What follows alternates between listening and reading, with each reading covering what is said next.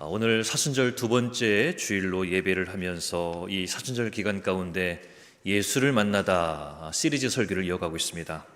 오늘 말씀은 이방 여인인 수르보니게 여인이 예수님을 찾아와 딸 병 고침을 간청하는 이야기입니다. 이 여인은 어떻게 예수님을 만날 수 있었을까요?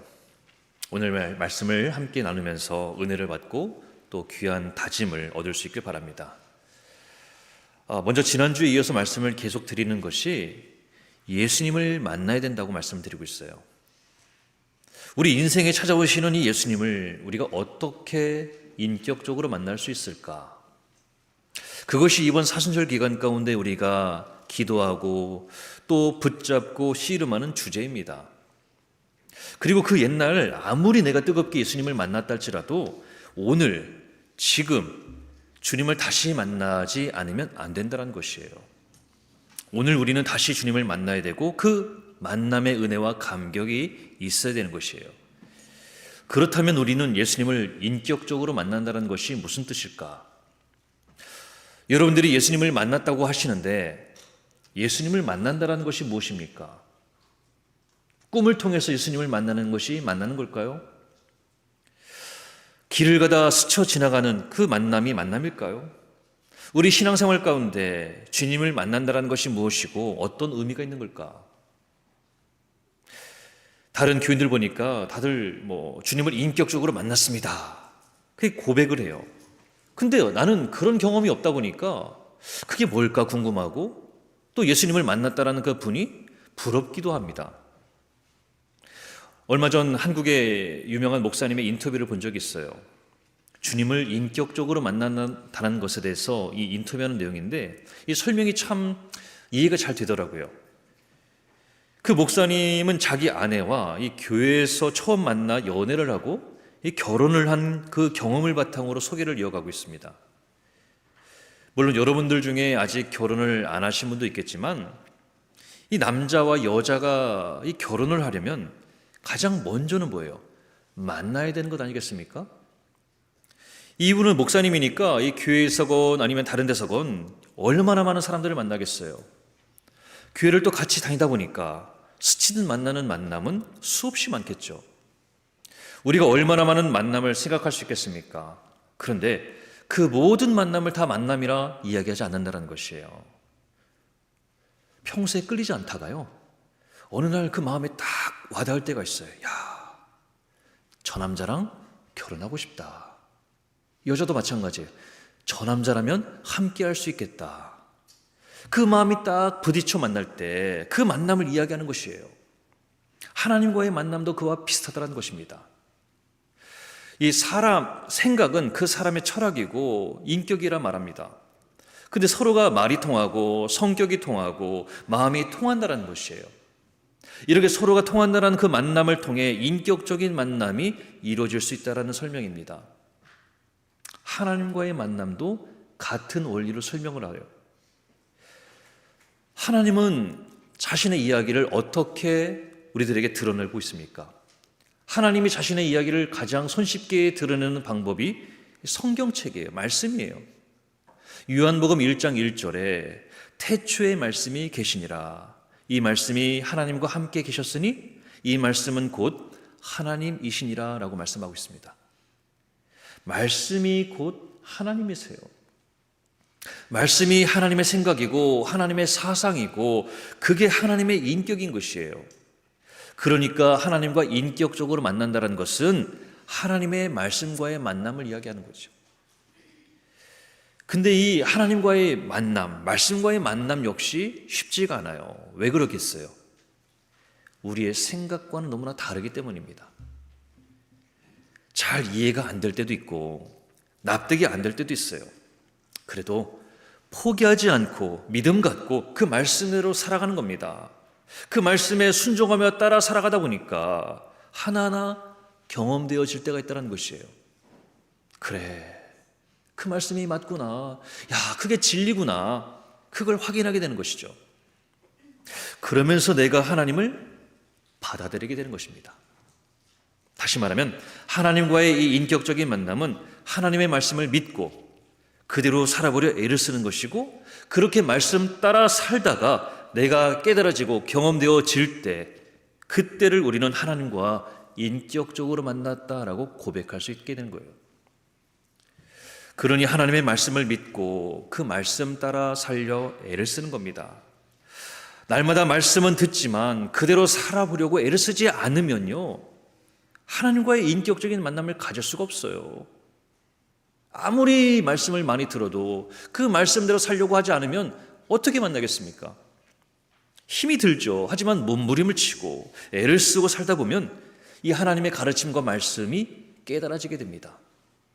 하나님의 말씀이 경험되어지고, 야, 그 말씀이 맞다, 진리구나, 그런 생각이 드는 거예요.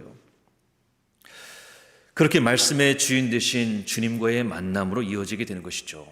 그 만남을 우리가 매일매일 해야 된다는 것입니다. 예레미야 29장 19절에 29장 13절에 너희가 온 마음으로 나를 구하면 나를 찾을 것이요 나를 만나리라 말씀하고 있습니다. 또 잠언 8장 17절에 나를 사랑하는 자들이 나의 사랑을 입으며 나를 간절히 찾는 자가 나를 만날 것이니라 라고 말씀을 또한 주고 있습니다. 그러니 여러분, 이번 사순절 기간 가운데 저 여러분 모두가 더욱 주님을 찾고 구하고 만날 수 있길 바라는 마음입니다.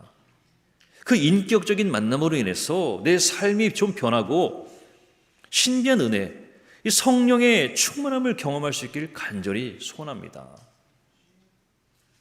오늘 이 말씀의 주인공은 수르보니게 여인이에요. 오늘 본문은 7장 24절에 이렇게 말씀을 줍니다. 예수께서 일어나사 거기를 떠나 두로 지방으로 가서 한 집에 들어가 아무도 모르게 하시려 하나 숨길 수 없더라 말씀하고 있습니다. 근데 여러분, 이 24절 구절을 다시 가만히 보면 이 앞에 어떤 일이 있었던 것 같아요. 갑자기 나온 구절이 아닙니다. 무슨 일이 있었는지 예수님은 그 자리를 떠나고 싶어 하세요. 도대체 무슨 일이 있었던 걸까? 왜 예수님은 거기를 떠나 두로 지방으로 가셔야 됐고 또 아무도 모르게 하는 걸까? 바로 논쟁이 있었기 때문입니다. 이 7장의 앞에 첫 부분을 보게 되면 제자들 중에요, 손을 씻지 않고 떡을 먹는 것을 본 그 유대 종교 지도자들, 그걸로 논쟁이 이어지고 있어요. 7장 2절에 그의 제자 중 몇 사람이 부정한 손, 곧 씻지 아니한 손으로 떡 먹는 것을 보았더라. 이어지는 3절에 설명하고 있듯이요, 당시 유대인들은 전통적으로 이 손을 씻지 않고 음식을 먹으면 부정하다고 생각을 했었습니다. 여러분, 그 외에 유대인들이 지켜야 되는 율법들이 얼마나 많아요. 여러분, 우리가 보통 계명하면 몇 개입니까? 10계명 해가지고 10개를 생각하잖아요. 근데 아니에요. 유대인들은 이 모세 오경을 배경으로 지켜야 될 그 율법이 미치봇이라고 그래서 몇 개예요? 613개입니다. 지금도 이 613개 율법이 지금도 유대인들에게 계속 영향을 미치고 있어요. 그러니 얼마나 힘들어요, 이 613개를 지키려고 하니까. 그런 유대인들이 볼 때 손을 안 씻고 음식을 먹는 제자들, 못마땅해 보이는 거죠. 사실은 근데 제자들을 지적하려는 게 아니에요. 그 일을 계기로 예수님을 걸고 넘어지는 게 그들의 목적이었습니다. 복음서 보면 이런 논쟁들이 얼마나 많습니까? 근데 그 논쟁들을 가만히 보니까 제자들을 뭐라고 하는 것이 아니에요. 모든 공격의 방향은 누구를 향합니까? 예수님입니다. 사사건건 틈만 나면 예수님을 걸고 넘어지려는 그 유대 종교 지도자들의 악한 의도가 숨겨져 있다는 것입니다. 오늘 7장 5절을 봐도요, 제자들이 부정한 손으로 떡을 먹는 그 행동을 빌미로 예수님을 공격하고 있어요. 근데 우리 예수님은 일방적으로 당할 뿐이 아니세요. 억지 부리는 이 바리새인들에게 그들이 얼마나 오만한지, 얼마나 교만한지 그들의 잘못을 지적하고 꼬집고 있습니다. 오히려 너희는 왜 너희의 전통으로 하나님의 계명을 범하느냐라고 반박을 해요. 이게 무슨 말이냐면, 유대인들이 모세 오경을 배경으로 바탕으로 생활 규범으로 만든 율법이 몇 개라고 했습니까? 613개라고 했잖아요. 근데 그 중에 손을 안 씻고 음식을 먹는 것을 부정하다라고 그것 하나 가지고 지금 꼬투리를 잡고 예수님을 공격을 하고 있는데, 근데 너희들 바리새인들 가만 봐라. 그보다 더 중요한 10계명을 지금 어길 수 있냐고. 왜 하나님의 계명은 버리고 니들이 만든 그 생활의 계명 갖고 왜 나를 뭐라 하냐 반박하고 있는 것입니다. 그러면서 지적하고 있는 계명이 뭐예요? 제5계명을 이야기하는 거예요. 바로 유대인들이 편법으로 사용하고 있는 고르반을 지적하고 있는 것입니다. 어떤 분은 처음 들어본대요. 처음 들어보셨어요? 고르반? 오늘 자세히 들어보세요. 하나님은요 분명 10계명 중에 5계명이 뭐예요? 네 부모를 공경하라 라는 계명을 10계명 중에, 아니 인간들과의 그 관계 중에서는 제일 첫 번째인 5계명으로 주셨습니다. 근데 그들의 생활율법인 이 고르반은요 이 10계명, 이 5계명을 합법적으로 어길 수 있는 그 근거로 악용되고 있다는 것이에요. 무슨 말이냐? 마땅히 부모님을 섬겨야 되는데, 부모님들에게 용돈도 드리고 잘 봉양을 해야 되는데, 이건 하나님께 드릴 재산입니다. 이렇게 서약을 하면요 부모님께 안 드려도 된대요. 이건 하나님께 드릴 헌금입니다 라고 이야기하면 모든 게 다 익스큐즈가 되는 거예요. 그래놓고 나중에 내가 개인적인 용도로 사용할 수 있는 예외 규정을 따로 만들어 놓았어요. 참 이 머리 똑똑한 사람들이 참 이게 잔머리는 좋아요. 이건 일종의 종교적인 꼼수에 해당하는 것이고, 아니 이건 사기입니다. 사기. 근데 예수님은 여기 그치지 않아요. 같은 내용을 기록하고 있는 그 마태복음을 보니까 외식하는 자들아 이사야가 너희에게 관하여 잘 예언하였도다. 이 백성이 입술로는 나를 공경하되 마음은 내게서 멀도다. 사람의 계명으로 교훈을 삼아 그리치니 나를 헛되이 경배하는도다 라고 말씀합니다. 점점 분위기가 험악해지는 것 같아요. 10계명 중에 5계명이 그 계명을 잘못 지키고 있는 것을 전국을 찌르고 있는 모습입니다. 이 바리새인들이 속이 뒤집어지는 거예요. 심지어는 너무 심하니까 제자들이 말리기까지 해요. 그러니 예수님은 더해죠. 그들은 맹인이 되어 맹인을 인도하는 자로다. 비판을 멈추지 않으십니다. 다른 건 다 참아도 하나님께 드릴 그 헌금 갖고 장난치는 건 예수님도 못 참는 거예요. 그랬던 예수님이지만 이런 갈등이 자꾸만 반복되면 좋은 일이 아니죠. 예수님은 이 땅에서의 사역이 그리 길지 않다라는 것을 알았는지 장차 인류를 구원하기 위해 모진 고초를 당하시고 십자가를 지실 예정 아니겠습니까? 그러니 지금 그들과 이 소모적인 논쟁을 여기서 다 할 필요가 없어요. 그래서인지 이 사람들이 찾지 않는 한적한 곳, 유대인들이 없는 저 갈릴리 서북쪽의 두로와 시돈 지방으로 피하셨던 것입니다. 오늘 본문 24절의 내용이에요. 예수께서 일어나사 거기를 떠나, 지금 바리새인들과 논쟁하는 그 자리예요. 거기를 떠나 두로 지방으로 가서 한 집에 들어가 아무도 모르게 하시려 하나 숨길 수 없더라. 그게 오늘 24절의 말씀이죠. 이미 이방 지역까지 예수님의 소문이 퍼져 있는 모습이에요. 사람들을 좀 피해서, 그 종교 지도자들 너무 진절머리 나니까 좀 피해서 쉬고 싶었던 예수님인데 결국은 쉴 수가 없어요. 왜? 한 여인이 찾아왔거든요. 그리고 소리를 지르며 그 여인이 간구합니다. 주 다윗의 자손이여 저를 불쌍히 여겨 주소서. 제 딸이 아주 흉악한 귀신 들렸으니 이 아이를 좀 도와주시옵소서. 난감한 상황입니다. 지금 예수님은 앞에 7장 앞에서 보았듯이 이 바리새인들, 종교 지도자들 그 논쟁이 좀 싫어서 피하기 위해서 아무도 모르게 지금 한 집에 들어가 숨어져 있는 거거든요. 좀 잠시 피하려고 온 것이에요. 뭐 병을 고치거나 뭐 말씀을 선포하러 온 것이 아니기 때문에 이 여인의 외침에 침묵으로 답하고 있습니다. 물론 예수님의 평소의 모습은 아니죠. 근데 이 여인이 물러서지 않아요. 점점 소란이 커져갑니다. 아무도 모르는 곳에 좀 숨어 있고 싶었지만 상황이 난처해졌습니다. 여인은 더 큰 소리로 주여 저를 도와주시옵소서, 더 간절히 매달리는 모습이에요. 이 보다 못하니까 제자도요, 선생님, 저 여자가 저렇게 소리 지르고 애원하는데 좀 얼른 들어줘 버리시죠. 얼마나 큰 소리로 매달렸던지 제자들은 두 손 두 발 다 든 모습이에요. 근데 예수님은 이 정도면 좀 들어주실 만도 한데 반응은 그렇지가 않아요. 27절이죠. 자녀로 먼저 배불리 먹게 할지니 자녀의 떡을 취하여 개들에게 던짐이 마땅치 아니하니라. 그런 말씀을 주고 있습니다. 너무나 황당하고 놀라운 말씀을 주고 있어요. 요즘에서야 강아지를 집에서 키우잖아요. 요즘 미국에서 보니까 집 밖에 키우는 집이 없어요. 근데 그 당시는 아니었거든요.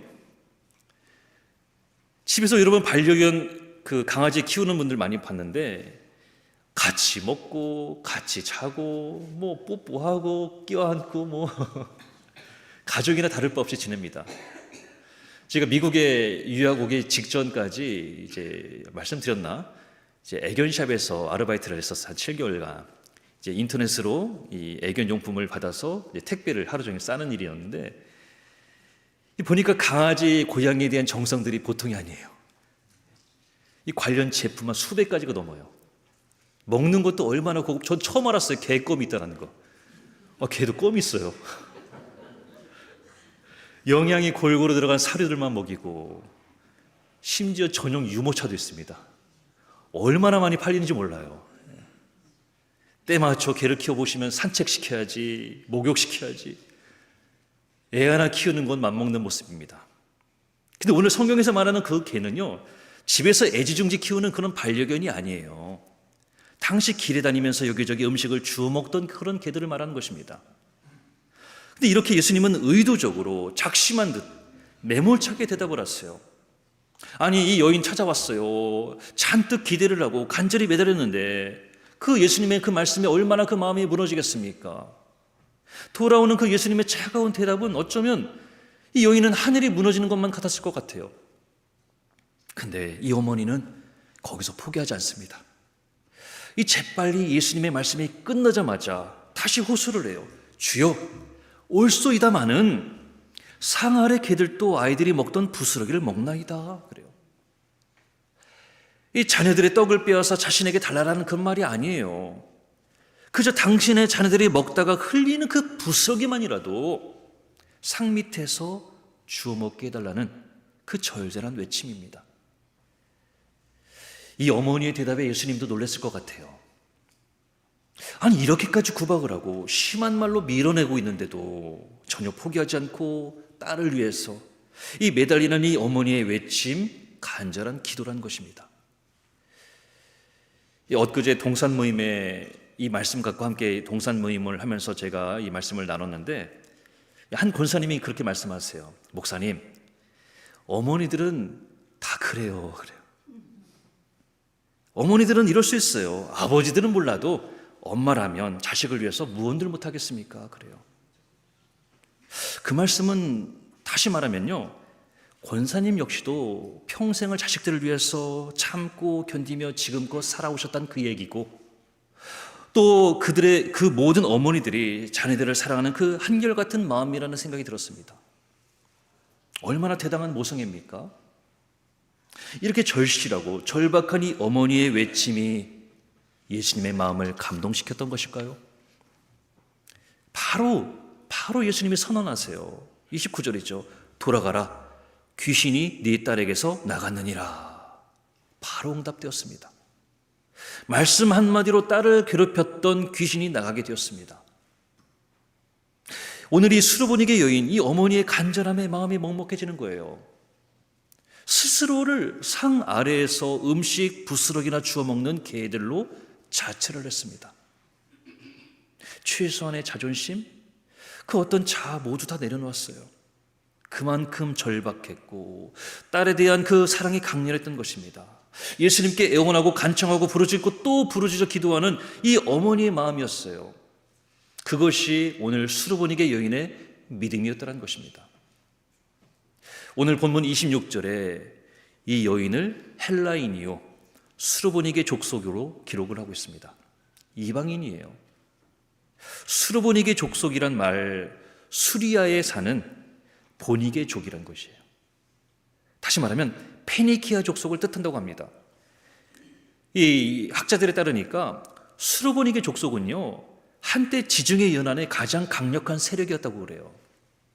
오늘날 우리가 쓰는 이 ABCD, 이 영어 알파벳의 모태가 되는 페니키아 알파벳을 사용할 정도로 당시부터 문화적으로도 굉장히 수준도 높았어요. 그러니 당연히 경제적인 수준도 높아서 부족할 것이 없는 이방 민족입니다. 심지어 이사야서 23장 8절에 두루와 시돈에 관한 경고가 있는데요. 이사야의 기록을 따르니까 그들을 향해서 뭐라고 하냐면 세상의 존귀한 자들이라 표현할 정도입니다. 뿐만이 아니에요. 에스겔 28장 2절에 보니까 이 두루의 왕을 비판하는 이야기지만 마음이 교만하여 스스로 나는 신이라 내가 하나님의 자리에 앉아있는 자라 그렇게 평가할 정도였습니다. 근데 그런 두루와 시동 지방의 여인, 이 수르보니게 여인인데 오늘 지금 찾아와서 예수님 앞에 보여주었던 그 태도를 지금 보세요. 스스로를 밥 먹는 상 아래 떨어지는 음식 부스러기나 주워 먹는 개들로 자처하는 모습을 보여주고 있다는 것입니다. 최소한의 자존심, 그 어떤 자 모두 다 내려놓는 모습이에요. 이런 모습은 구약 성경에 한 사람을 생각나게 해요. 바로 나만 장군입니다.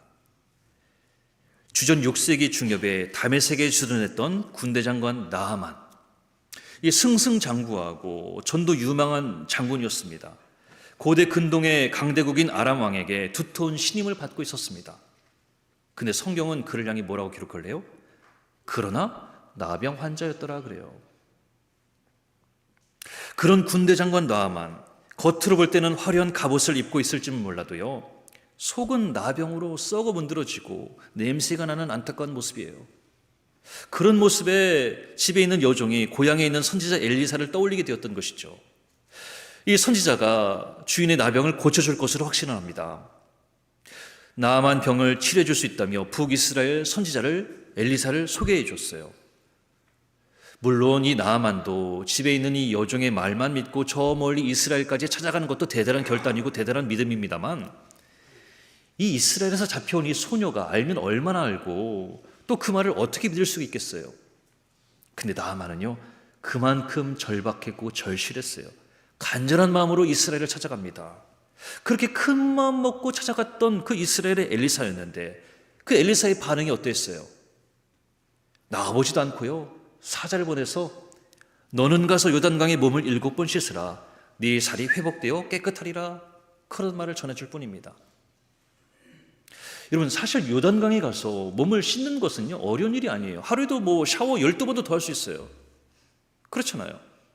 그런데 그 쉬운 일이 누군가에게는 엄청나게 어려운 일이 된다는 것입니다. 아니, 죽는 것만큼 끔찍한 일이 될 수도 있어요. 왜요? 자존심 때문이에요. 자존심. 얼마나 자존심 상하겠어요. 강대국 아람이에요. 강대국 아람에서 왕의 친서까지 들고 왔는데 이 문전박대를 당해도 이런 대접을 받을 이유가 없습니다. 그리고 당시 아람은요, 이스라엘보다 훨씬 강한 강대국이었어요. 이 나아만은 이스라엘 왕도 쩔쩔매는 군대, 아람의 군대 장관이었습니다. 그런데 엘리사는 나와보지도 않고 다른 사람을 보내서 요단강에 가서 몸을 7번 씻으라고 말만 하고 있으니, 자기 나라 가서 내가 여기면 뭐 안 씻을 데 없나? 내 나라가 더 깨끗한 강이 있다, 더 좋은 강에 가서 씻겠다며 분노하며 떠나려고 하는 거예요. 열왕기하 5장 13절 14절에 보니까 화가 나서 그만 돌아가려 하니까 같이 왔던 종들이 나와 나아만을 말리기 시작합니다. 아니, 이보다 더 큰 일을 하라고 해도 할 텐데, 아니 여기까지 와가지고 까짓것 강물에 한 번 씻으라는 것, 그거 못하겠습니까? 왜 해보지도 않고 그냥 가시렵니까? 자존심 버리고 이 선지자의 말 그대로 요단강에 가서 한번 씻어나 봅시다, 설득하는 것이죠. 그제야 흥분했던 이 나아만 장군, 선지자의 말에 흥분을 가라앉히고 순종하며 요단강에 가서 몸을 7번 잠궜어요. 바로 그때 무슨 일이 벌어지게 됩니까? 선지자가 말한 말 그대로 이 살이 어린아이의 살같이 깨끗하게 회복되었다는 것이에요. 놀라운 기적이 펼쳐지게 되었다는 것입니다. 어떻게 이런 일이 가능했겠어요? 나만 장군이 갖고 있던 그 교만, 그 자신의 잘남, 착각을 내려놓았을 때 즉각적으로 치유가 일어나게 되었다는 것입니다. 이게 하나님의 역사예요. 여러분, 엘리사는 왜 나아만 장군에게 요단강에 가서 몸을 씻으라고 했을까요? 그것도 왜 7번이나 씻으라고 했을까요? 이 요단강은요, 나아만의 교만과 자존심을 테스트하는 시험의 강이라는 것입니다. 그 강물에 들어가 몸을 씻으려면 옷을 벗어야 돼요. 군대 장관이면 갑옷 같은 이 군대 장관의 옷을 입지 않겠습니까? 근데 그 부하들 앞에서 저주받은, 당시의 나병은 저주받은 거예요. 저주받은 자신의 몸을 드러내야 되는 것입니다. 썩고 골마서 피가 나고 진물이 나고 그 피부를 보여줘야 되는 거예요. 왕의 신뢰하고 장래가 보장된 신분이지만 그건 어디까지나 겉모습에 불과합니다. 그 속살, 아니 그 마음은 나병으로 썩어 문드러지고 진물이 흐르고 심한 냄새가 나는 그 피부예요. 아니 어쩌면 마음은 더 썩어 문드러질지 모르겠습니다. 근데 지금 그걸 누구나 보는 앞에서 드러내야 되는 거예요. 자신을 장군으로 믿고 따르는 그 부하들 앞에서 그 자신의 속살을 드러내는 것입니다. 그렇게 나아만은 자신을 숨기고 꽁꽁 가리고 있던 그 갑옷 장군의 옷을 벗어버렸어요. 그리고 요단강에 한 걸음, 두 걸음 들어가 몸을 씻기 시작합니다. 성경은 분명히 7번이라고 했어요. 멀리 다메섹에서부터 찾아온 이 나아만 장군, 모두가 지켜보는 가운데 그동안 가졌던 그 교만을 요단강 강물에 씻어보냅니다. 권위를 씻어냅니다.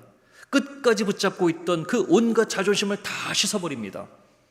이렇게 철저하게 자신을 요단강에 담궜어요. 모든 것이 완전히 요단강에 잠기자 나아만은 마치 세례받고 새 사람이 된 것처럼 거듭난 사람이 되었습니다. 이러한 나아만 장군이 바로 오늘 수르보니게 여인의 모습과 같은 모습 아니겠어요? 수르보니게 여인도요, 자녀의 떡을 취하여 개들에게 주는 게 마땅치 않다란 그 예수님의 시험을 통과한 것입니다. 자존심 물론 중요하죠. 얼마나 중요합니까? 특히나 이 한국 사람들, 특히 남자분들, 이 자존심 하나로 산다고 말씀하십니다. 다 죽어도 이 자존심만큼은 포기하지 못한다. 그래서인지 아무 때나 자존심 세우다가 불필요한 고집 부리기도 하고요. 이 도움이 필요한데 도움을 거부하기도 하고요. 이 자존심 때문에 관계의 갈등을 빚는 모습도 있습니다. 자존감은 없고 자존심만 앞세우는 안타까운 모습일 때가 있다는 것이죠. 근데 오늘 말씀을 보니까 그런 자존심 내려놓아야 된다는 거예요. 그 자존심을 내려놓을 때 주님을 만날 수 있고, 그 자존심을 내려놓을 때 그럴 때 하나님이 역사하신다는 것입니다. 교회에 오면서까지도 자존심을 챙겨오시는 분들이 있는 것 같습니다. 교회에 오실 때는 자존심일랑 그냥 집에 두고 오세요. 아니 교회에 와서 하나님 만나고자, 예수님 만나고자 왔는데 그 자존심 때문에 만나지 못하면 얼마나 안타깝습니까? 우리는 잘 보이는 것에 중요하게 생각을 해요. 상을 차려놓아도요, 이 신방 가거나 이제 동산 모임을 가면 참 대단들 하십니다. 예쁜 그릇에 색깔도 맞추시고 얼마나 보기 좋게 이쁘게 올려놓습니까? 근데 아무도 상 아래에는 신경 쓰지 않아요. 보이는 상 위에만 신경을 써요. 보이지 않기 때문이겠죠. 근데 오늘 수르보니게 여인의 모습을 보면서 많은 것을 깨닫게 됩니다. 우리 예수님은 잘 보이려는 이 겉모습, 그게 아니에요. 오히려 보이기를 꺼려하고 부담되고 심지어는 그 잘난 자존심마저 다 내려놓기를 원한다는 것이에요. 주님 앞에 그게 무슨 의미가 있겠습니까? 이렇게 우리는 때때로 상 아래에서 예수님을 만나게 되는 것이에요. 상 위에 있는 그 체면, 격식 차리고 있을 때는요, 결코 경험할 수 없는 그 하나님의 역사를 상 아래에서 만나게 된다는 것입니다. 상 아래는 뭐예요? 마지막까지 내가 붙잡고 있는 내 체면과 내 자아를 다 내려놓는 곳입니다. 마지막 남은 그 자존심이 상 아래에서는 설 수가 없는 곳이에요. 보여지는 그 상 위에 있을 때에는 절대 볼 수 없었던 그 예수님을 상 아래에서 만나게 되는 것이죠. 토마스 캠피스가 쓴 그리스도를 본받아 책에 이렇게 말해요. 만일 네가 네 자신을 무가치한 존재로 여길 수 있다면 너는 진정으로 겸손해질 것이다 그래요. 이런 가르침은 자신을 낮추고 겸손해질수록 하나님께 더 가까워진다는 의미를 담고 있습니다. 상 아래, 내 자아가 꺾이는 곳, 상 아래, 내 주장이 꺾이는 곳이에요. 내가 의지했던 그 모든 것들이 무너졌을 때, 그때 주님은 그런 나를 바라보시고 불러주십니다. 그제야 주님을 만날 수 있고 그런 나를 일으켜 회복시켜 주십니다. 내 것이라 고집하는 그 모든 걸 내려놓고 상 아래에서 우리 주님을 다시 만날 수 있길 바랍니다. 나를 고집할 때는 볼 수 없었던 그 예수님의 환한 미소를 상 아래에서 다시 발견할 수 있게 간절히 소원합니다. 이어지는 이 사순절 기간 가운데 상 아래에서 나를 만나주시는 그 주님을 만나는 저 여러분 다 되시길 주님의 이름으로 축원합니다. 기도하겠습니다. 사랑과 은혜 하나님, 오늘 이 귀한 시간 말씀을 허락하시고 마음의 문을 열어주시니 감사드립니다. 하지만 여전히 주님께 온전히 나아가지 못하게 하는 이 교만한 마음, 잘난 마음이 있다면 다 내려놓게 하시고 온전히 주님만을 따르고 믿을 수 있도록 인도하여 주시옵소서. 늘 겸손함으로 주님을 다시 만나게 하시고 더 크고 신비한 은혜로 인도하여 주시옵소서. 감사드리고 예수님의 이름으로 기도드립니다. 아멘.